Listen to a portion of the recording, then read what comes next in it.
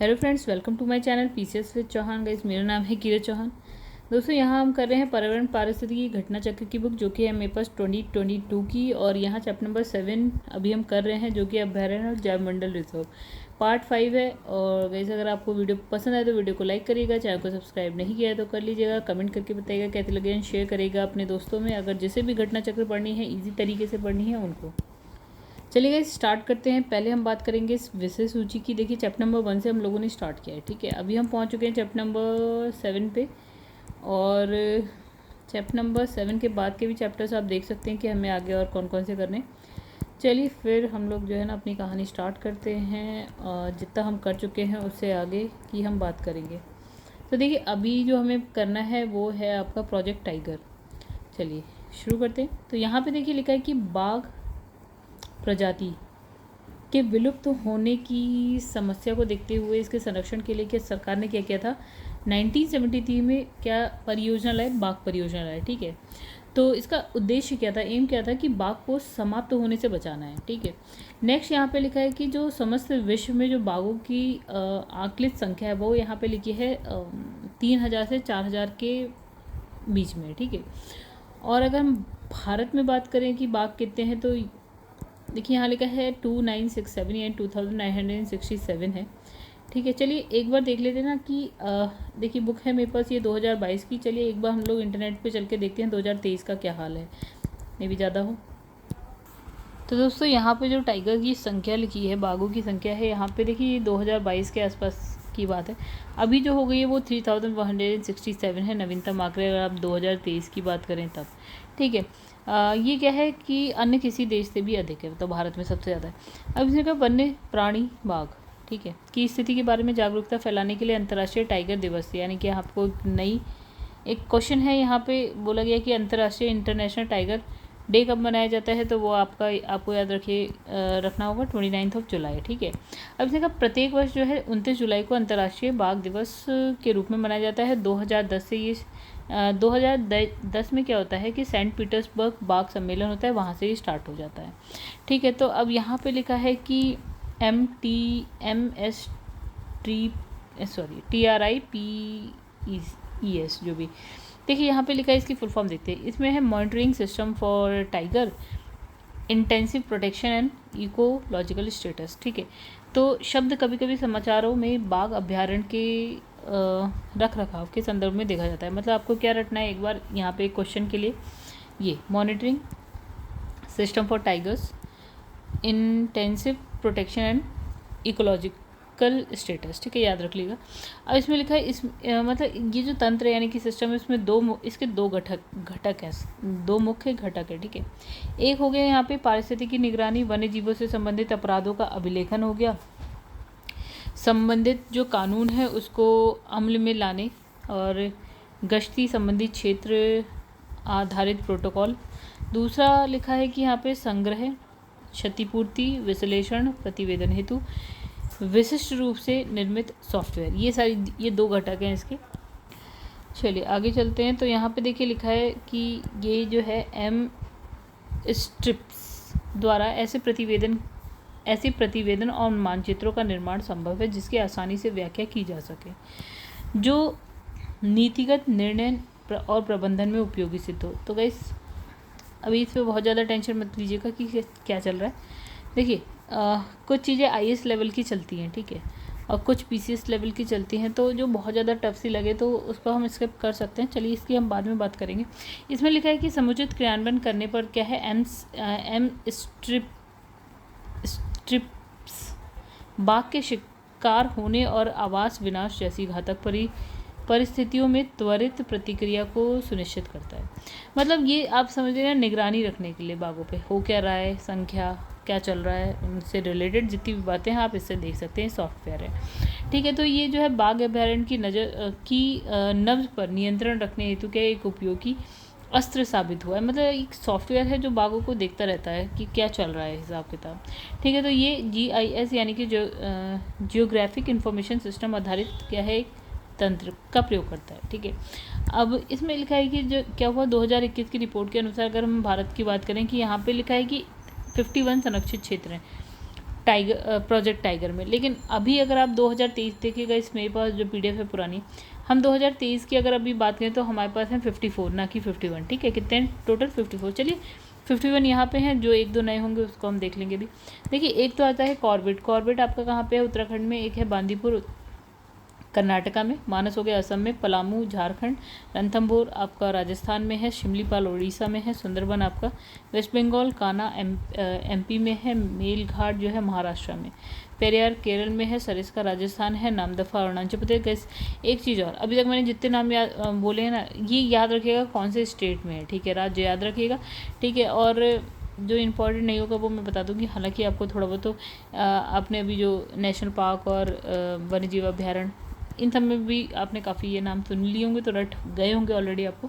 ठीक है, यहाँ पे लिखा है नागार्जुन सागर श्रीशैलम, तो ये है आंध्र प्रदेश में, अमराबाद आपका तेलंगाना में है, इंद्रावती छत्तीसगढ़ में है, बुक्सा वेस्ट बंगाल में है, दुधवा कतरनी घाट जो है यूपी में है आपका, कालाकाड मुंडनथुरई आपका तमिलनाडु में हो गया, वाल्मीकि बिहार में, पेंच मध्य प्रदेश, बांधवगढ़ आपका मध्य प्रदेश में है, पन्ना मध्य प्रदेश है, दंपा मिजोरम, तदोबा अंधेरी महाराष्ट्र, भद्रा कर्नाटका हो गया, नमेरी असम में हो गया, पेच महाराष्ट्र हो गया, बोरी सतपुड़ा जो है आपका MP में हो गया, और पक्के अरुणाचल प्रदेश, अनमलाई तमिलनाडु, और फिर है उदंती और सीता नदी छत्तीसगढ़ हो गया, सतकोसिया उड़ीसा, काजीरंगा असम, अचाकमार छत्तीसगढ़, डंडेली अंशी कर्नाटका, संजय दुबरी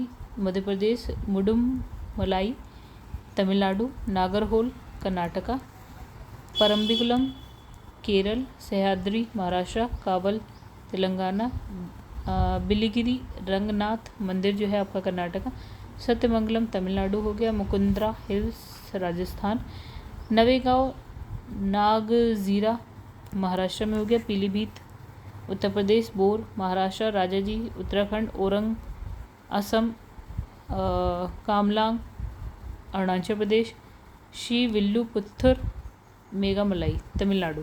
चलिए गाइस, इसके अलावा देखिए ये तो 51 हो गए, इसके अलावा 3 और है क्योंकि टोटल हो गए अभी 54। ठीक है, चलिए ये 3 और देख लेते हैं हम लोग नए। तो दोस्तों एक मुझे लगता है हमने गुरु घासीदास टाइगर रिजर्व नहीं पढ़ा था, जो कि छत्तीसगढ़ में। ठीक है, तो उसके अलावा देखते हैं हमने और क्या क्या नहीं पढ़ा। कामलांग है, ओरंग है, राजाजी है, बोर पीलीभीत, अमरावत हो गया, नावेगांव पे है, मुकुंद्रा, बिलिगिरी से सह्याद्री हो गया, पारम्बुकुलम हो गया, नागरहोल, मुदुमलाई, संजय धुबरी ये भी पढ़ा था, काली एक शायद हमने कर्नाटक। चलिए गाइस, बाकी 2-3 हैं जिसमें मैंने 2 और बता दिए, और एक आप देख लीजिएगा अभी सबसे लेटेस्ट है। अच्छा, यहाँ पे चलते हैं, एक जो लेटेस्ट है वो देख लेते हैं। तो गाइस देखिए, यहाँ पे मैंने नेट पे देखा तो यहाँ लिखा है टाइगर रिजर्व इन इंडिया 2000, इसमें लिखा है गुरु घासीदास नेशनल पार्क, और यहाँ पे लिखा है Tamor Pingla wildlife sanctuary are the newest tiger reserves in, मतलब ये ऑफ इंडिया इन 2023। चलो, अब यहाँ पे लिखा है वर्ष 2015 में क्या होता है, उत्तराखंड स्थित राजाजी राष्ट्रीय उद्यान को टाइगर रिजर्व का दर्जा दे दिया गया। ये 48 नंबर का था। ठीक है, और फिर इसमें लिखा है कि जो उत्तराखंड है, उत्तराखंड में जो राजाजी राष्ट्रीय पार्क है उसको राज्य का क्या है, दूसरा टाइगर रिजर्व घोषित करा गया। ठीक है, तो इसका क्षेत्रफल हमें जानने की जरूरत नहीं है। इससे पहले अगर हम बात करें तो है कॉर्बेट टाइगर रिजर्व था। ठीक है, तो मतलब उत्तराखंड में अगर हम बात करें तो कॉर्बेट हो गया, दूसरा हो गया राजाजी। चलिए, उत्तराखंड में ये 2 तो याद रखिएगा। अच्छा, उत्तराखंड में क्या है, कर्नाटका के बाद बाघों की सबसे ज़्यादा संख्या पाई जाती है, और इसके बाद क्या है, असम का नंबर आता है। असम में क्या है, औरंग राष्ट्रीय उद्यान में आता है। ठीक है, तो ये आपका कौन सा टाइगर रिजर्व था, 49वां, कौन सा, औरंग। चलिए, असम में क्या है, काजीरंगा है।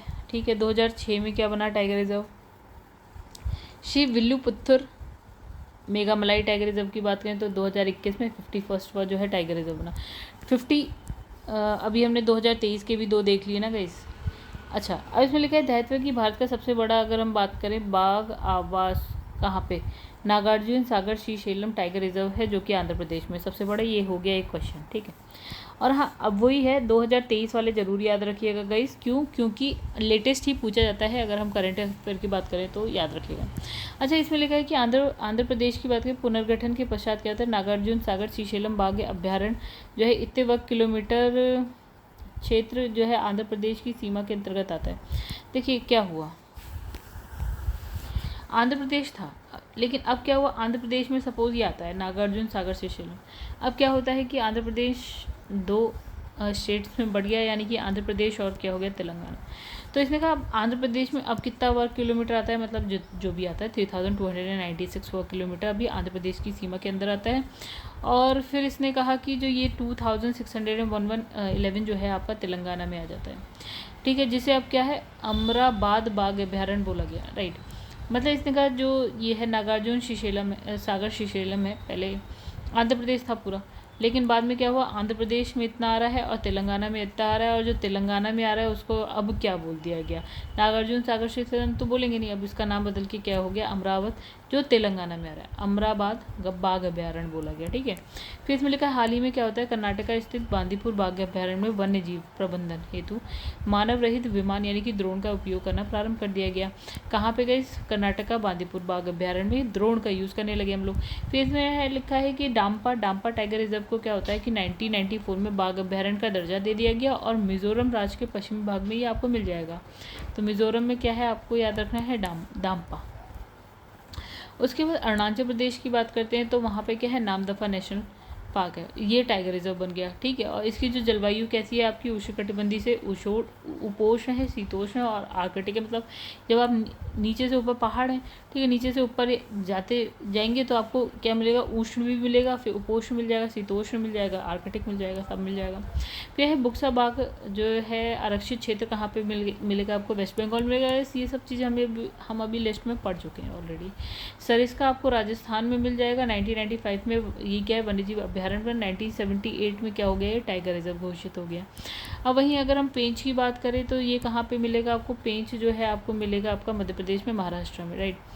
तो 90% भाग जो है पेंच का जो है वो आपको एमपी में मिलेगा, और 10% कहाँ मिलेगा, महाराष्ट्र में मिलेगा। अगर हम कान्हा की बात करें तो एमपी में है, मानस की बात करें तो ये सब हम अभी पढ़ चुके हैं, मानस असम में है और सरिस्का जो है राजस्थान में। फिर इसमें लिखा है गुमटी वन्यजीव अभ्यारण्य जो है कहाँ पे है आपका, त्रिपुरा में है, और यहाँ पे लिखा है सारामती चोटी यानी कि शिखर, भारत के नागालैंड राज्य और क्या है बर्मा के सगैंग क्षेत्र में विस्तृत है, ठीक है। चलिए अब आगे बढ़ जाते हैं, इसके क्वेश्चन आंसर भी देख लेते हैं। तो आई होप आप लोग को ज़्यादा बहुत मुश्किल नहीं लगा, इसमें आपको बस ये पढ़ना है कि भारत में कितने वन्यजीव अभ्यारण्य है, और भारत में टोटल जो है टाइगर्स की संख्या कितनी है, और कौन सा वन्यजीव अभ्यारण्य किस राज्य में स्थित है, बस कहानी खत्म। इतना पढ़ लीजिए, बहुत है। हाँ, एक क्वेश्चन ये भी आ गया कि जो अंतर्राष्ट्रीय टाइगर दिवस कब मनाया जाता है, तो 29 जुलाई को मनाया जाता है। और देखिए अब क्या होता है कि ये 2010 से स्टार्ट हो रहा है, एक्चुअल में क्या हुआ, सेंट पीटर्सबर्ग में बाघ सम्मेलन होता है, तो वहीं से ना ये स्टार्ट होने लगा। और क्यों होता है बाघों, ये जागरूकता फैलाने के लिए, कोई भी दिवस ना जागरूकता फैलाने के लिए ही होता है, ठीक है, किसी पर्टिकुलर चीज़ के लिए जिसके लिए मनाया जा रहा है। अब इसमें सरकार की जो बाघ परियोजना का उद्देश्य क्या है, देखिए कि बाघों को संरक्षित करना, बचाना, जो ये है समाप्त होने से बचाना, ठीक है। तो देखिए क्या होता है, बाघ परियोजना जो है बाघ प्रजाति के विलुप्त प्राय होने की समस्या को देखते हुए क्या हुआ, संरक्षण के लिए सरकार ने अप्रैल 1973 से बाघ परियोजना जो है स्टार्ट करी है। उद्देश्य क्या है, बाघ को समाप्त होने से बचाना।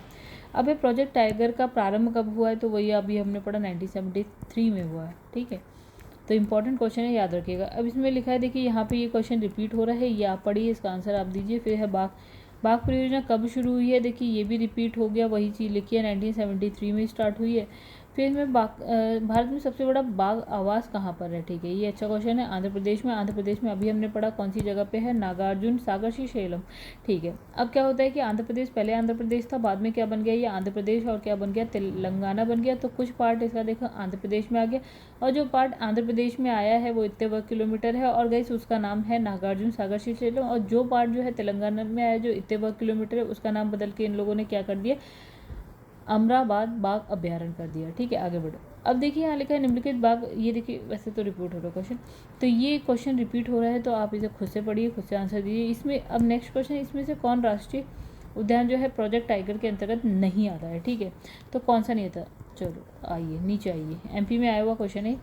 अब देखिए यहाँ पे लिखा है कॉर्बेट बिल्कुल उत्तराखंड में है, टाइगर रिजर्व बन चुका है, रणथंभौर भी हो चुका है, कान्हा भी हो चुका है और बांधवगढ़ भी हो चुका है। मतलब ऑप्शन में सारे हैं और सारे ही हैं। ठीक है, रणथंभौर का है राजस्थान में, कान्हा एमपी में है, बांधवगढ़ जहाँ है आपका है मध्य प्रदेश में। चलिए कहानी खत्म। क्वेश्चन पूछा गया होगा पहले तो उस वक्त में भी ना हो, ठीक है, कोई हो ऐसा ऑप्शन, ठीक है, लेकिन अभी नहीं है तो हम इतना ध्यान नहीं देंगे, हमारे सारे टाइगर रिजर्व में आते हैं। अब देखिए बांदीपुर का है, मानस का है, नामदफा का है, सिमलीपाल का है। तो गाइस सिमलीपाल का है उड़ीसा में है, नामदफा का है अरुणाचल में है, मानस है असम में और बांदीपुर का है कर्नाटका में। चलिए आगे बढ़ जाते हैं। तो फिर इसमें निम्नलिखित में से कौन सा है क्या भारत में बाघ संरक्षण परियोजना के अंतर्गत नहीं आता? देखिए दुधवा, कान्हा, चिल्का और यहाँ हो गया मानस। तो आंसर आपको पता है, चिल्का हमने नहीं पढ़ा, चिल्का आपको उड़ीसा में मिलेगा, चिल्का झील आपको उड़ीसा में मिलेगी, बस ये नहीं है। ठीक है, आगे बढ़ जाते हैं फिर हम लोग। फिर इसमें कान्हा जो है आपका किस लिए प्रसिद्ध है? तो वही है बाघों के लिए प्रसिद्ध है। कान्हा याद रखिएगा एमपी में है गाइस और बाघों के लिए ही प्रसिद्ध है। ठीक है, अच्छा अब लिखा है निम्नलिखित रक्षित क्षेत्रों पर विचार कीजिए। बांदीपुर, मानस, भीतरकनिका, सुंदरबन। ठीक है, तो इसने कहा कि कौन सा जो है बाघ आरक्षित है? तो सुंदरबन भी है, सॉरी गाइस सुंदरबन भी है। ठीक है, तो 1, 2, 1, 3 और 4। ठीक है, चलो आगे बढ़ जाते हैं। अब नेक्स्ट इसमें लिखा है एशिया शेर प्राकृतिक रूप से सिर्फ भारत में ही पाए जाते हैं, एशियाई शेर। ठीक है, अब इसमें 2 कुबड़ और ऊंट प्राकृतिक रूप से सिर्फ भारत में पाए जाते हैं। ओके, 1 सींग वाला गेंडा प्राकृतिक रूप से सिर्फ भारत में पाए जाते हैं। सिर्फ देखिए सिर्फ वाले में सिर्फ एशियाई शेरों की बात है, वो सिर्फ और सिर्फ भारत में पाए जाएंगे, बाकी गेंडे और ये सब जो है भारत के अलावा भी मिल जाएगा आपको। तो इसमें देखिए एशियाई शेर प्राकृतिक रूप से केवल भारत में पाए जाते हैं, ठीक बात है। पहले बंगाल से मध्य प्रदेश तक पाए जाते थे, वर्तमान में अभी कहाँ पाए जाते हैं? केवल गुजरात में जो गिर राष्ट्रीय उद्यान है वो और वन्यजीव अभ्यारण्य में। ठीक है, और इसमें लिखा है जो एशियाई शेर है IUCN की संकटग्रस्त सूची में शामिल हो गया है, वन्यजीव संरक्षण अधिनियम 1972 के तहत संरक्षण प्राप्त है इसे। अच्छा यहाँ पे लिखा है 2 कुबड़ वाला जो ऊँट है प्राकृतिक रूप से मध्य एशिया के स्टेपीज क्षेत्र में पाया जाता है, इसे जो है आपका बैक्टीरिया का ऊँट कहा जाता है। बैक्टीरियन व्यापारियों द्वारा क्या है, इन्हें भारत के लद्दाख में भी लाया गया। ठीक है, जहाँ से कुछ मात्रा में कुछ मात्रा में अभी भी पाए जाते हैं। ठीक है, अब इसने कहा कि जो एक सींग वाला जो गेंडा है प्राकृतिक रूप से भारतीय उपमहाद्वीप में पाया जाता है। अब भारतीय उपमहाद्वीप में भारत भी है, पाकिस्तान भी है, नेपाल, भूटान, बांग्लादेश, तो इन हर जगह पाई जाती है एक सींग वाले गेंडे। ठीक है, आगे बढ़ते हैं। ठीक है, तो यहाँ पर लिखा है कच्छ वनस्पति का सुंदरबन निम्नलिखित में से किस राज्य में स्थित है? तो गाइस सुंदरबन तो दुनिया जानती है कहाँ है, वेस्ट बंगाल में है। ठीक है, तो कच्छ वनस्पति का जो वो है सुंदरबन, या सुंदरबन मैंग्रोव जो है वेस्ट बंगाल में स्थित है और विश्व का सबसे बड़ा मैंग्रोव पारिस्थितिकी तंत्र है। गंगा नदी के डेल्टा पर स्थित लगभग 9630 वर्ग किलोमीटर, ये सब मत याद रखिएगा गाइस कितने वर्ग किलोमीटर में। ठीक है, सुंदरबन एक क्या है, राष्ट्रीय उद्यान, बाघ संरक्षित क्षेत्र और क्या है, जैव मंडल रिजर्व है। तो ये बहुत बड़ी चीज़ है, ये क्या राष्ट्रीय उद्यान भी है, आपका नेशनल पार्क भी है, बाघ संरक्षित क्षेत्र भी है, जैव मंडल रिजर्व भी है। ठीक है, तो भारत के निम्न टाइगर रिजर्व में से कौन सा जो है मिजोरम में अवस्थित है? क्वेश्चन कहाँ आया था, सबसे पहले ये देखते हैं। UPPCS मेंस में आया हुआ है, तो है दंपा, हमने पढ़ा था अभी। ठीक है, दंपा टाइगर रिजर्व जो है आपका टाइगर रिजर्व जो है दंपा राष्ट्रीय उद्यान मिजोरम में स्थित है और बुक्सा राष्ट्रीय उद्यान वेस्ट बंगाल में है, मेलघाट आपका महाराष्ट्र में है और भद्रा जो है आपका कर्नाटका में। अब इसने कहा कौन सा गलत है, इन सब में बताएं। तो बुक्सा जो है बिहार में है, बिल्कुल ही गलत बात है। ठीक है, कहाँ पे हमने पढ़ा था, ये पढ़ा था हमने वेस्ट बंगाल में। दम्फा जो है मिजोरम में बिल्कुल सही है, नमेरी जो है असम में है और नामदफा अरुणाचल प्रदेश में, बाकी हमारे सही हैं। आगे बढ़ जाते हैं। निम्नलिखित में से कौन सा जो है बाघ आरक्षित क्षेत्र 2 राज्यों में है? अभी हमने पढ़ा था कौन सा इसमें, तो देखिए फिर पेंच की बात करते हैं। पेंच MP में भी है और पेंच जो है महाराष्ट्र में भी आता है। तो MP में पेंच का 90% भाग आता है और महाराष्ट्र में पेंच का जो है 10% भाग आता है, इतनी सी बात। ठीक है, और बाकी तो आगे बढ़ जाते हैं। फिर बाघों की प्रमुख रिजर्व यानी सरिस्का किस राज्य में है? तो राजस्थान में। तो वैसे ये तो बहुत ही आसान है। अच्छा, इसे वन्यजीव अभ्यारण्य कब घोषित किया गया? 1955 में और 1978 में ये बन गया टाइगर रिजर्व। अच्छा आगे बढ़ते हैं। तो टाइगर रिजर्व घोषित किया गया हाल ही में कैसे? ठीक है, तो देखिए हाल ही में किसे किया गया, हम बात करेंगे अगर 2023 की, तो हम 2023 का इसका आंकड़ा देख लेंगे। ठीक है, अभी ये हाल ही कब है, 2015 है और इसका हाल ही 2015 ही है। ठीक है, तो हम इसकी बात नहीं करेंगे, हम बात करेंगे 2023 वाला, देखिएगा बस। उत्तराखंड राज्य के किस राष्ट्रीय पार्क को जो है 2016 में प्रोजेक्ट टाइगर रिजर्व के अंतर्गत लाया गया। देखिए 2016 में क्वेश्चन आया और 2016 की बात कर रहा है, तो देखिए तो हम तो 2000 अब आएगा 2023 नहीं सॉरी अब 2024 आएगा, तो 2024 के आसपास वाला आप याद रखिएगा। 2016 की वैसे ज़रूरत नहीं है, लेकिन 2016 में बस आप याद है राजा जी नेशनल पार्क को रखा गया था। ठीक है, बस। तो इससे पहले कौन सा था, कॉर्बेट था, कॉर्बेट के बाद उत्तराखंड में ही राजा जी बना। ठीक है, उत्तराखंड में क्या है, कर्नाटका के बाद जो है बाघों की सबसे ज़्यादा संख्या पाई जाती है, उसके बाद असम का नंबर आता है। अब इसने कहा कि सर्वाधिक आबादी भारत में है बाघों की। ठीक है, तो इसकी संख्या बतानी है, तो संख्या देखिए यहाँ पे इसने लिखी है 2967, नहीं, अगर हम बात करें 2023 के आंकड़ों की तो वो हो गई आपकी 3167। ठीक है, तो विश्व भर में अगर हम बात करें तो 3000 से 4000 हैं, और हम कह रहे हैं 3000-4000 के आसपास हैं।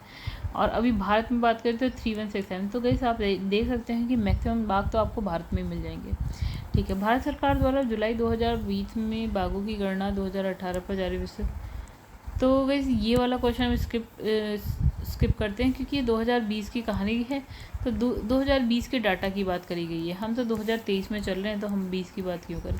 चलो ये वाला स्किप कर देते हैं, आगे बढ़ जाते हैं। अब लिखा निम्नलिखित में से किस राष्ट्रीय उद्यान में वन्य जीव प्रबंधन के लिए ड्रोन और मानव रहित हवाई वाहन का उपयोग करना प्रारंभ किया गया, तो किस में हम कर रहे हैं। तो गाइस आंसर है आपका बांदीपुर टाइगर रिजर्व। अच्छा, तो यह कहाँ पे है, कर्नाटका में है, बस यहाँ पे ड्रोन का यूज़ कर रहे हैं। चलिए, अब इसने कहा बांदीपुर कहाँ है, तो अभी हम लोगों ने पढ़ लिया कर्नाटका में, राइट। तो फिर इसमें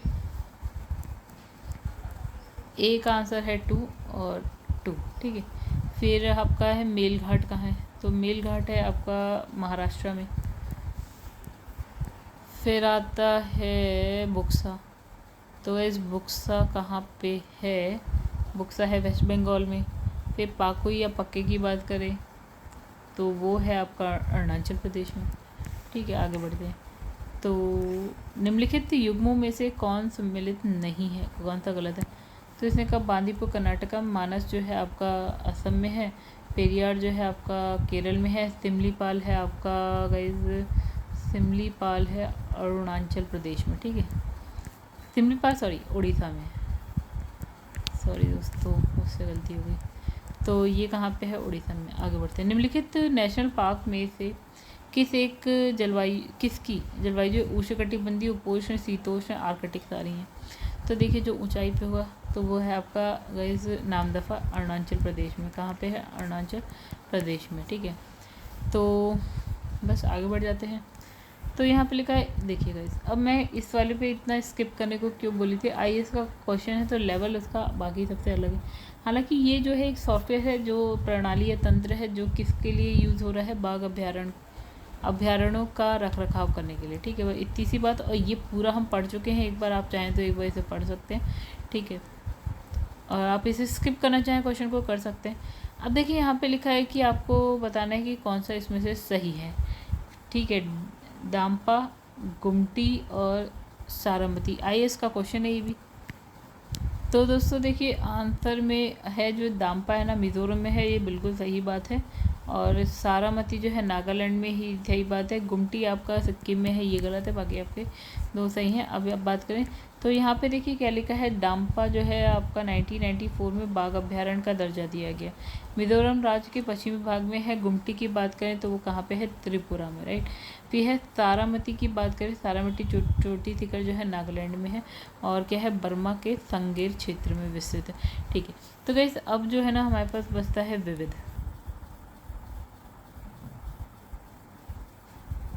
चलिए विविध भी करें और ख़त्म करें। इंग्लैंड के क्यू स्थित रॉयल बोटेनिकल गार्डन की स्थापना कब होती है, 1759 में हुई। 2003 में यूनेस्को विश्व विरासत स्थल घोषित किया गया यूनेस्को द्वारा से। इसमें जो है पौधों की 40,000 से अधिक प्रजातियां हैं और विश्व का सबसे बड़ा वनस्पति उद्यान यानी कि बोटेनिकल गार्डन है। अब बात करें कि 5 मौसमों का बाग जो है मेहरौली के समीप स्थित है।